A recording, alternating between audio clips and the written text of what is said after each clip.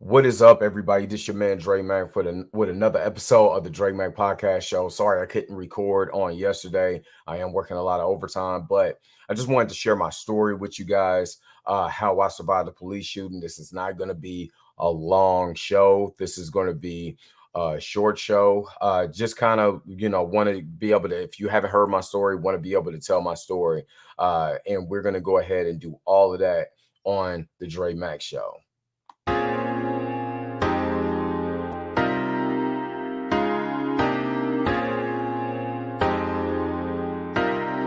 What's up? What's going on, everybody? This is your man Dre Mac with another episode of the Dre Mac Podcast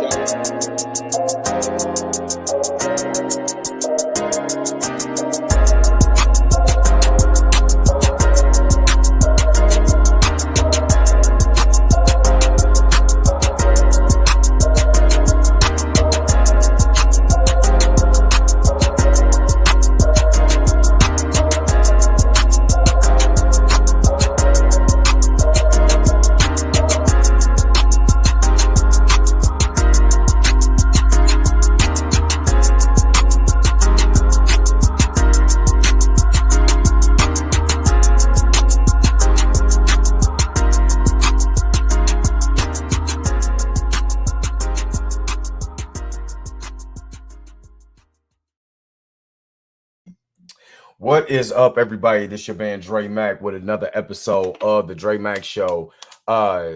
This particular thing, I'm live on Instagram too. So shout out to everybody on Instagram. Shout out to everybody who's watching on the YouTube channel, who's on the Facebook page, the Dre Mac Show page.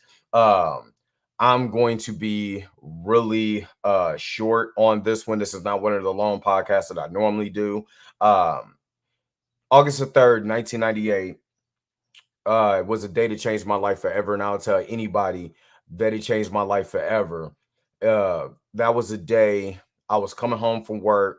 I was going into my senior year of high school, playing football, had all these dreams and admirations, and I made a decision to take a cop on a high-speed chase.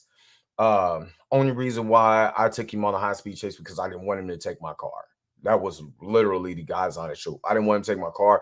I literally worked like 5 jobs to get this car. I mean, not 5, 3 jobs to get this car. I did. I felt like, I saved my money. You know what I'm saying? Everybody else, you know what I'm saying, when I was in school was riding clean or whatever. And I just wanted to, I wanted to stop footing it to school. I was, and anybody from KCK know, I was walking from Gateway all the way to Wyandotte. You know what I'm saying? It's like 20 blocks. You know what I'm saying? Every morning, going home, you know what I mean? So that summer, I wanted a car, and I was determined to get that car. So I was working at the Woodlands Racetrack. I was working at the YWCA. I was working, I forgot the other place I was working at too. But I was doing a lot of community work and stuff like that. And I just wanted a car. That's all I cared about. I wanted a car. And finally got the car and everything. And when I got this car, I'm driving around, but I didn't get it tagged or anything like that. I didn't have any insurance. First of all, I was actually technically too young to buy the car in the first place because I was 17 in a month. I was 17. I bought it in July. And 2 months later, if I would have just sat on the car, you know what I'm saying, I would have been able to get it tagged legally and all of that stuff because I would have been old enough to be able to do it, right? So I wanted to drive so bad because I felt like I worked hard for this and my impatience got into the way of logical thinking. So I remember going home from work and I see a motorcycle cop, driving between me and a couple of my friend and my friend Nelson and my cousin Stefan. We driving from work because we just got off from work. You know what I'm saying? We wasn't even racing. We was just kind of like moving a little bit. How kids do when we get our little cars and stuff like that. We driving and doing our thing, right? So the motorcycle cop gets behind them. One motorcycle cop gets behind them, pulls them over, right? Motorcycle cop gets behind me, and I decide for some odd reason at this moment, I'm thinking it's Dukes of Hazzard or whatever, because I'm gone. He ain't about to catch me today. I'm out. So I took the cop on a high-speed chase, making a stupid ass decision. Dumb. A decision like I said, that changed my life completely forever. And a lot of people don't want to admit when they're wrong. I can, as a man, even then, I admit that what I did was wrong. I took the cop on a high speed chase. I'm gone, right? So, the cop is trying to pull me over, a little motorcycle cop. You know what I'm saying? I don't know if I've been watching too much Smokey and the Bandit or what the case may be, but I'm taking the cop on a high speed chase. You know what I'm saying? Down and anybody from KCK, anybody from Kansas City, Kansas, anybody that knows anything about Leavenworth Road. Leavenworth Road is probably the size of a single street. You know what I mean? It is small, and I'm weaving in and out of the right lane and left lane, trying to escape from this cop. Tripping, only thing, because in my mind I'm scared, and also at the same token, I don't know what to do, and I'm trying to figure out like what should I do. You know what I mean? All of this, I'm tripping. I can admit I was tripping, and I seen close to my old high school, I seen this turn. Like if I hit this side street, maybe I could dip on dude. Dude won't be able to catch me or whatever. So my dumb ass hit the side street, right? At like 60 miles an hour. And I didn't tell you the part where I got a donut on the damn car. Just tripping, right? So I took, you know what I'm saying? I made the right. I made a hard right into a pole. So I crashed my car into a pole. This is before the car that I had in had no airbag, so I hit all steering wheel. And I got a big forehead anyway, so all that went straight into the steering wheel. So as he's pulling me, he's trying to, like, I crashed the car. He gets and parks his because I looked through it through my rear view. He parks his motorcycle bike cat a corner to my car, right on the corner, right, basically kind of like in a term of blocking me in. So he comes around the corner to my side and tries to open the door, and I got a 1987 Chrysler LeBaron, and one of those cars, if you lock it and you try to pull it, it pops your hand. So he's trying to go around, try to open it, popped his hand. So as he's trying to open the door, but he pops his hand, I decide to pull off the pole because I'm still in the mood of I gotta go, I gotta get away. He's not about to get me today, right? This is where everything just goes from to I was already scared, but this is where it gets terrifying. So I pulls back off of the pole.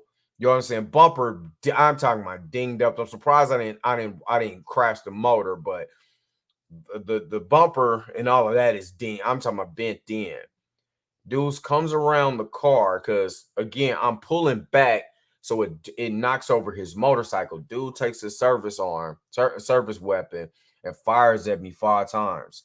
3 shots to the windshield. Now the crazy thing is, because I don't have pictures of this stuff is old, is gone. But I remember we was looking at the pictures of it. The first 3 shots was in the windshield, and it went in a motion from my right, my left, his right, and it goes down. So as he pulls out his firearm, I'm in the seat like this, but I duck down like this. He's literally firing as I'm ducking. And the last 2 shots was right in the actual hood. So I ain't gonna lie, I screamed like Smokey on Friday after he got shot at. You know what I mean? I'm terrified. Now I really get to book it now because I didn't care about no bike. I didn't care about nothing. I'm gone. So I'm trying to find ways to ditch the vehicle and all of this stuff. I'm just tripping. Like, I'm not even gonna lie to you. I'm not gonna hold you. I'm not gonna front. I'm tripping. You know what I'm saying? Because how did I get into this mess? You know what I mean? How did I even get here? Why didn't I just pull over? You know what I'm saying? I could just pull it over, took the ticket, could have took my L. You know what I'm saying? Paid the fine because I had a job. You know what I mean? I had a nice car. It ain't like I didn't pay for it. You know what I'm saying? It's not like I didn't have those particular type of things, but I was tripping. I messed up. You know what I mean? I took responsibility on my own. You know what I'm saying? Did I feel like he have a right to fire at me because he couldn't get me out the car? No. But did I have a right to put him in that situation? You know what I mean? And it's a double-edged sword. A lot of people don't want to admit when we put people in particular situations, this is the outcome. You know what I'm saying? There could be fatal outcomes. You know, I couldn't ditch the car. I went home. I parked the car in front. I'm talking about the car tore up, car all shot up, car all wrecked. I had the homies in the hood and Gateway like, yo, they coming around my car because I parked it and sat there. And to the police came. You know what I mean? And the police came to my grandma's house. And the thing that I regret, God rest my grandma's soul, that I thank God that my grandmother wasn't there. She was gone. Because as soon as I opened that door, the cop kicked the door. I mean, literally kicked the door. I was only like 140 at the time. And he kicked the door. I go flying. You know what I mean? When I opened the door. Because like I said, I was man enough to at least, you know, I'm in this predicament, in this situation. I'd rather get myself up. You know what I'm saying? To let the homies go down for some bull crap that I did, you know, that I put them in. And I was looking at 25 years in the penitentiary. They had me for aggravated assault on a law enforcement officer, aggravated battery on a law enforcement officer, felony fleeing, eluding, reckless driving, speeding. I forgot what the other one was. You know what I mean? Tripping, y'all. I was tripping. And thank God that I was able to not only escape death, because I should have been dead, y'all. I mean, he shot me from point blank range. I mean, literally, he was in front of my car. I should have been gone. I shouldn't even be here. But the Most High had another plan for me. He had a whole totally different plan. He wanted me to be here. He wanted me to survive this ordeal. He wanted me to see things in another perspective. I was looking at 25 years. I didn't serve a lick of time in the penitentiary. I had my record expunged. Blessed, y'all. Blessed. And the reason why I tell this every year is because some of us take our life for granted. Now, mind you, I put myself in this predicament, but there's other people like the Philando Castiles, you know what I'm saying? The Mike Browns and others, Sean Bell, you know, and other countless of people, you know, black men, black women, you know, brown men and brown women, and some white people that's been shot too. I'm not gonna say they have been shot, that have lost their lives in the hands of a decision. And for me still being here, I will always tell my truth. I will tell anyone, before you make a decision, just think logically about the consequences. Think about what you know, how your life can change in a heartbeat, how anything could happen to you, how your life is precious. Shout out to everybody who's watching on my Instagram, who's watching live on Instagram. And the reason why I post inspirational affirmations, because you don't know when your life is going to end. But damn it, live it, and live it smartly, and think before you make a decision. We got people who have lost their lives for small things, lost their lives because of decisions, lost their lives because of the decision of someone else. You jumping the gun. So appreciate your life. Get educated on what to do when a police officer pulls you over. Understand that they have a job. So, you know, I worked at law enforcement officer. I worked at law enforcement. I work closely with Kansas City, Missouri police officers.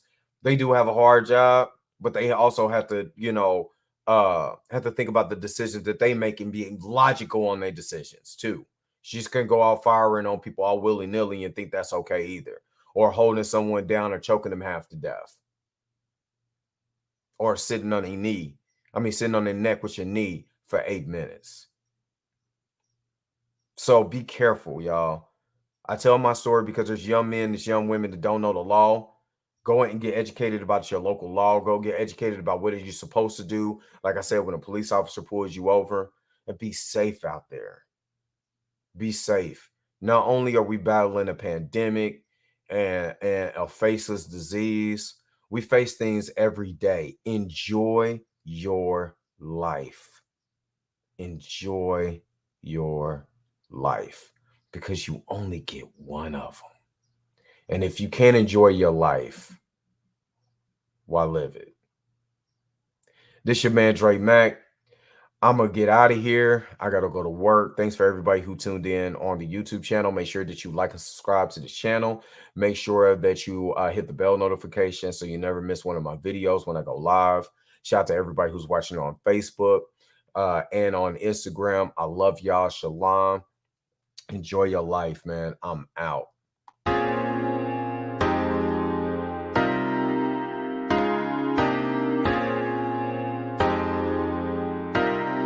What's up? What's up? What's up?